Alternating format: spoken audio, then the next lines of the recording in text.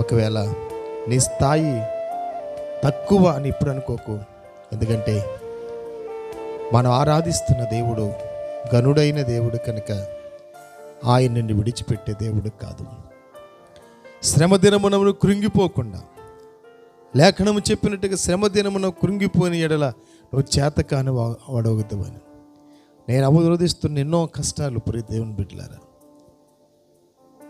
దేవుడిచ్చినటువంటి కృప, ఆ ధైర్యాన్ని, నువ్వు ఉన్నావని ఒక ధైర్యం. ఒక భక్తుడు పాట రాస్తా అంటాడు, నిన్ను మాత్రమే నేను నమ్మానయ్యా, నీవు మాత్రమే నా ధైర్యం యేసయ్యా, నీ బాహుబలమే నన్ను నడిపిస్తుంది, నువ్వు ఉన్నావని ఇంక ధైర్యం తప్ప మరొకటి నాకు లేదు నాయన అంటాడు భక్తుడు. నిజమే, నీ ముందు ఎన్నో శ్రమలు ఎదురవుతున్నప్పటికీ వాటిని 2 పాయలు చేసి 6 నేల మీద నడిపించగలిగే సమర్థుడు మన దేవుడు.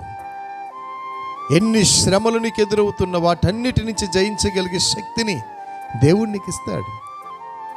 ఎవరో ఏదో అనుకుంటున్నారని కుమిలిపోవద్దు, ఎవరో ఏదో అంటున్నారని నేరసిల్లిపోవద్దు.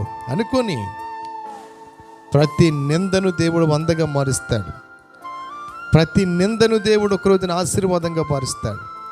లేఖనంలో లేదు, మనం అనుభవిస్తున్న ప్రతి